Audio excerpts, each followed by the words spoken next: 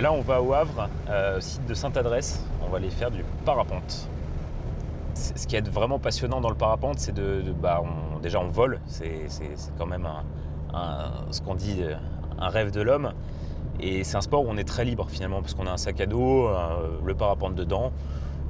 On choisit un endroit en fonction des conditions et puis on s'envole, on profite de la journée. Quand on est sur un site adapté, avec les conditions adaptées, du matériel adapté, un état adapté, là on peut pratiquer en toute sécurité sans se mettre en danger.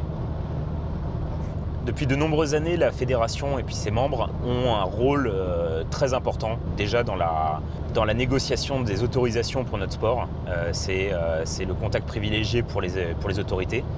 Mais il y a aussi l'ouverture des sites, le maintien des sites, parce que sans site de pratique, ce serait complètement sauvage et on n'aurait aucune garantie de pouvoir voler à des endroits. Ensuite, il y a l'organisation des compétitions, il y a l'organisation de toute la vie associative. Donc là, on vient d'arriver sur site, on va préparer le matériel. On va regarder les conditions, voir si le vent est bien dans l'axe, bien comme il faut. On va gonfler un petit peu. Et puis si tout est bon, on ira voler. La voile, c'est très simple, hein. C'est du tissu, des suspentes. Il y a des voiles de tout niveau qui ont des particularités en fonction de ce qu'on veut faire, si on est débutant, si on est plus expérimenté.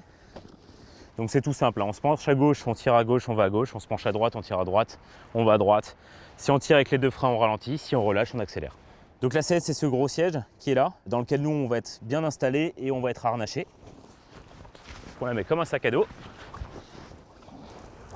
On a des sangles qui viennent s'attacher. Tous les pilotes respectent un ordre en général. Toujours la même chose pour être bien attaché. Je suis bien attaché là, je suis bien attaché là. Et ensuite, par ces maillons, la voile va venir s'accrocher.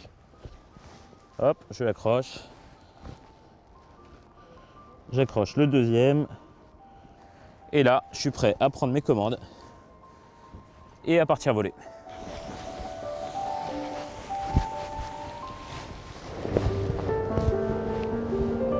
Et hop, c'est parti!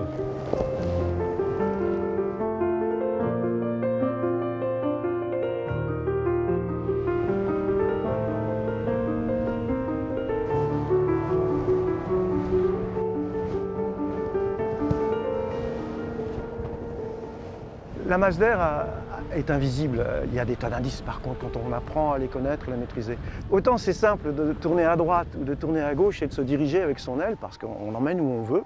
Autant l'aérologie, elle est à surveiller, elle est à prendre en compte parce qu'on l'habite, on habite la masse d'air. Et la masse d'air, elle peut se renforcer, il y a des endroits où il ne faut pas se mettre parce qu'on sera sous le vent et là on pourra être dans des perturbations.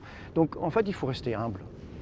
Tout vol doit être checké, vérifié et jamais se laisser emmener par l'euphorie.